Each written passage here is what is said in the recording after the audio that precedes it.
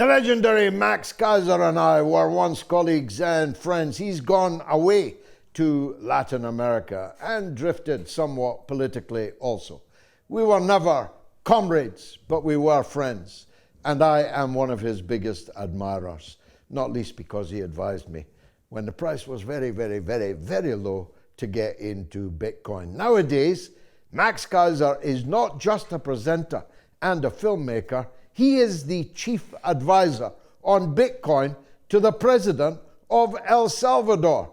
Let's hear what he gets up to in that regard and in others. Max Keiser, how wonderful to see you again after a brief couple of year interlude. Tell us how you ended up in El Salvador and what you do there. Yeah, George, great to see you. And let me bring you up to date on what Max and Stacy have been doing.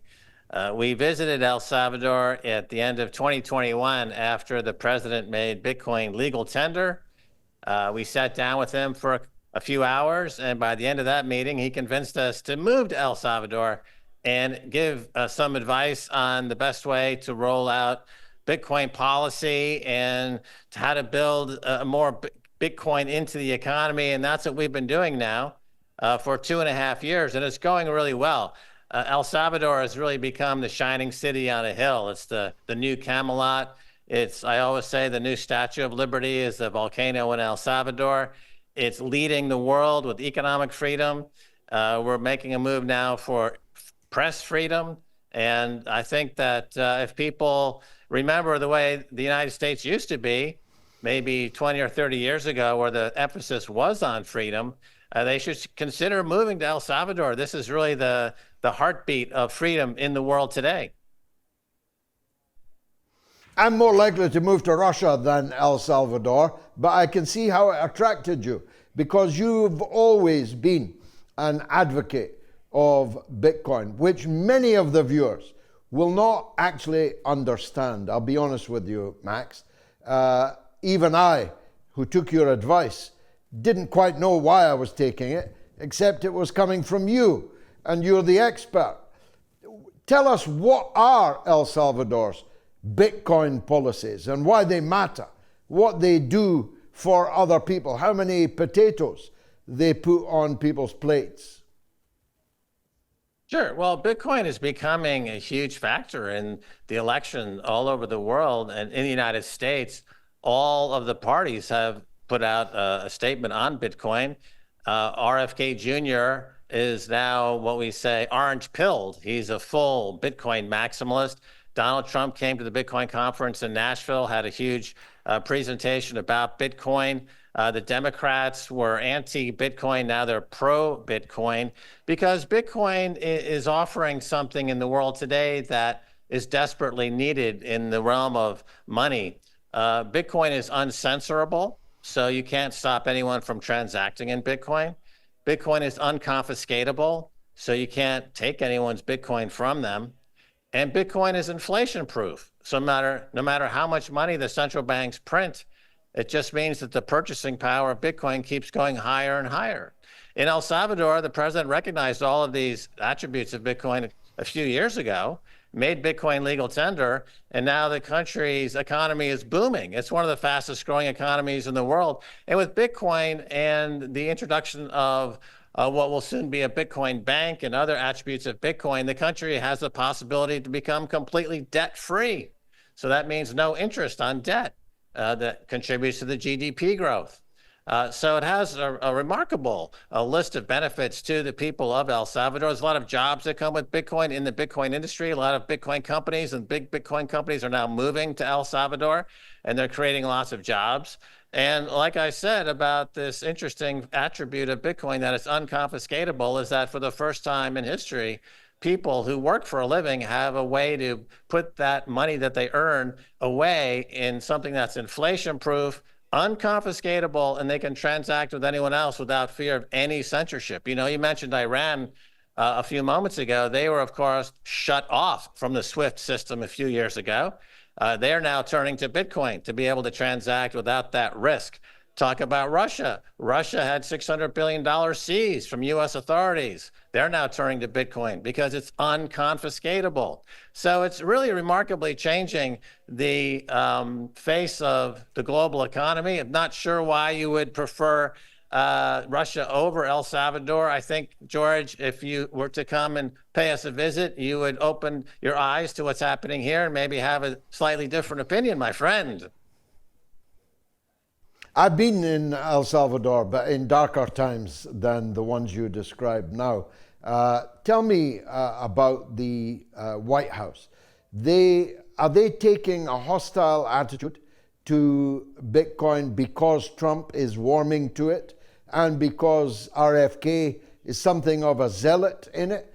In which case, if Trump wins, do we see a big shift to Bitcoin in the United States? And what will that mean? Well, all governments, it seems to me, and I think this would not be far from your thoughts as well, seem to be drifting toward authoritarianism. Certainly in the UK, there seems to be a drift toward authoritarianism. In the United States, there's a drift toward authoritarianism. And the Bitcoin is really the opposite of authoritarianism because it's perfectly decentralized. There's nobody who controls it. There's nobody at the center of it. And so it's the solution to an authoritarian regimes. And what's happening is that, I always say, you don't change Bitcoin, Bitcoin changes you, because it's a constant in a world of constant change. And so in the US, with Donald Trump has embraced Bitcoin because a lot of the funding is now coming from the Bitcoin lobbyists, in the U.S. who, when I told you to buy Bitcoin at $10, George, there are many people who bought Bitcoin at $10. It's now at $60,000 plus. So a lot of people have made hundreds of millions and billions of dollars. They're sitting there on their Bitcoin and they want a better world. So they're trying to get politicians to understand the ethos of Bitcoin, to understand why it's the best form of money ever created in the history of the world, and for a better world. Because when you have money that's inflation-proof, unconfiscatable, and uncensorable, you eliminate the problems of having a fiat bank where they print money constantly to debase the purchasing power of the consumers on the other end of the money printing. And they also take away the government's ability to, remember Julian Assange, when he was trying to raise money when he was being held in the Ecuadorian embassy, all the major credit card companies and PayPal shut him down. The only money that got to Julian Assange was through Bitcoin. I mean, that right there should have been a turning point in people's consciousness about the value of Bitcoin and free press. The free press, without a free press, you have really nothing, George. And Bitcoin allows free press to thrive in ways that you can't find in any other fiat money or payment rail system that are easily interrupted or censored by those who do not want free press, George. Well, you advocate for it very eloquently, I must say. But what are the downsides? I can think of one obvious one. There are not a few charlatans in the business. I'm thinking of the guy who just went to prison, the big Democrat in the United States. Young man, filthy rich, billionaire, funding all these Democratic candidates and causes. But his whole thing went bust. What are the things to avoid is what I'm asking. Right. Well, in the case of Sam Bankman-Fried, who had a company called FTX, they sold basically what are called altcoins, or I don't know what the policy is for cursing on your show, but euphemistically we call these shit coins. These are centralized, censorable venture capital projects that are what we say orange washed. They come across and say, oh, we're like Bitcoin, but they're actually just trashy, centralized tokens, and they are gambling instruments essentially. So you can't make the comparison between anything Sam Bankman-Fried was doing and these altcoin markets and Bitcoin. Bitcoin stands alone as the only of these cryptos that is perfectly decentralized and unconfiscatable. None of the others stand up to that test, But people are gullible, and it doesn't just because you're talking about Bitcoin doesn't mean you get rid of gullible people. There are people every day that fall for scams, many scams, all types of scams, gambling scams. You get all kinds of things going on constantly. It doesn't speak to the viability of Bitcoin itself. It's like people sell fake gold. You can buy up and say, oh, buy my gold. It turns out that it's just tungsten. It's not gold, right? It's fake gold. But that doesn't mean that gold is no longer a viable money or medium of exchange. Gold is still gold. The fact that people try to sell fake gold and get caught up in scams involved in gold, that doesn't change gold. Same thing with Bitcoin. People get caught up in scams because they're being sold something that they're told is Bitcoin or is similar to Bitcoin. It's a scam, and they get hurt, but it doesn't change Bitcoin. Bitcoin has not proven itself to be really perfect money in every sense of the world. And this is having a profound effect in El Salvador, where the economy is growing. There's a sense of hope. People are, for the first time, able to save and with money that is unconfiscatable. And we're having a fantastic impact in El Salvador, and we're seeing that play out right now. You mentioned gold. Warren Buffett seems to be dumping stock at quite a rate. He's moving presumably into other things. I presume that gold, silver, maybe even Bitcoin, or just cash is what he's up to. What would be his reasoning behind that? Well, Warren Buffett is dumping a lot of stocks. He's dumping his Apple stock and his Bank of America stock, and he's putting it into cash. He's got over $300 billion in cash in his investment vehicle of Berkshire Hathaway. And if you study Warren Buffett, as I've done for decades, he looks at certain valuation metrics that would determine whether the market as a whole is overvalued and whether there are any bargains on offer. The price of a stock, I learned when I was a stockbroker in New York many years ago, half of the price of a stock is determined by the overall market direction. Another quarter of the valuation is determined by the sector that particular company is in. And then only 25% of a stock's direction is determined by the individual stock itself, because it's a market of stocks. And what Warren Buffett is obviously telegraphing to the investment community is that the market at this juncture in history is overvalued, and he's raising cash. He's raising his war chest so that when you have the correction, when you have and I think we're in for a major correction, he'll have dry powder. He'll be able to go in there and buy stocks on the cheap, he's very famous for doing that. So I think it's very typical of what Warren has done and what he says. And if you listen to what he's been saying for years now, this should be no shock in terms of he believes, based on what his actions are, that this market is at very highly overvalued. Well, you mentioned correction. Others predict a crash. How big a correction? How big a crash might we be in for, and when do you think it's going to happen? I think in February of 2022, when the Ukraine-Russia conflict began, it's the end of an era of globalization, and we entered into an era of deglobalization and de-dollarization. And that process has now taken a few years, but the world is de-dollarizing.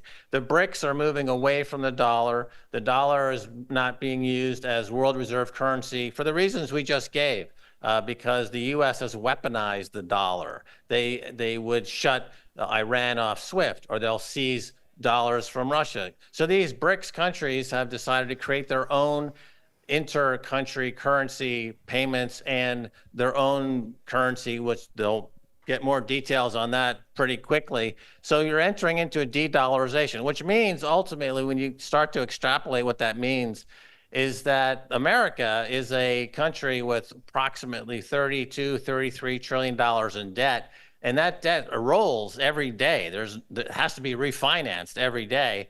And most of the money that comes to refinance America's debt comes from outside of America. So at some point, if China, Japan, or others say, you know what, we're not going to buy America's debt anymore because we have an alternative, We have this other currency, which is over at the BRICS, or of course we have Bitcoin, which Christine Lagarde at the European Central Bank characterized as an escape hatch, which is absolutely true because you're escaping the fiat money world. That can very quickly turn into a selling rout where there's no buyers, there's no bid, there's nobody who wants the U.S. Treasury bonds. And that historically, when you have a debt spiral, is what it's called, when it starts to kick in, it happens very, very quickly. And I think we're at the end game. I think you bring up Warren Buffett, and I think you're spot on. I mean, that should tell people in the finance world the most successful investor in history is getting out of stocks because he thinks that things are at a tipping point. And part of that tipping point would be, as you point out, a correction. These markets have been through 50% corrections fairly frequently over the past 40 or 50 years.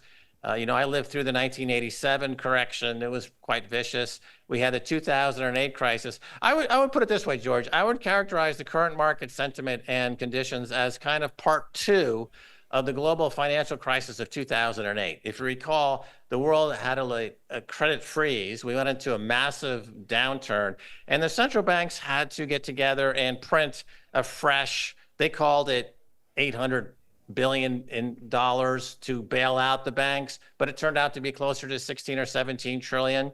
But instead of fixing the problem, they simply expanded the credit limits of the banks that caused the problem to begin with. They gave them 10 times more credit facilities. So what did the banks do? They simply did the exact same thing that they were doing that caused the problem, but they did it on a scale that was 10 times bigger. So now we're in 2024, and the exact same thing is repeating, but it's 10 times bigger. So I think that this crash, this global crash that we're seeing is kind of unfolding, would be bigger than the 2008 crash. And the 2008 crash brought the world to the precipice of a global financial catastrophe. So I think we're on the doorstep of something bigger. Nobody talks economics like you, Max, and many people miss your frequent broadcasts in the past on RT when we were all there. How do people follow you nowadays? Well, you can most easily follow me on Twitter. My Twitter handle is simply, or X as it's called now, Max Keiser, and that's generally the easiest place to find me. And I direct traffic into our various enterprises and things that are happening from my X account of Max Keiser. I should mention that although you were not necessarily very aggressive buying Bitcoin at that time, Gayatri, as I understand it, has a huge Bitcoin position, George. So you should speak to your wife about this because apparently she's sitting on a vast fortune she hasn't told you about. No, she's told me. She doesn't need to tell me. We have no secrets. Well, Max, it has been a delight as well as an education. Please give my love to your missus, and we hope in person to meet again, either in El Salvador or elsewhere. Thanks for joining us, Max Keiser. I told you he was a legend, and he just proved it all over again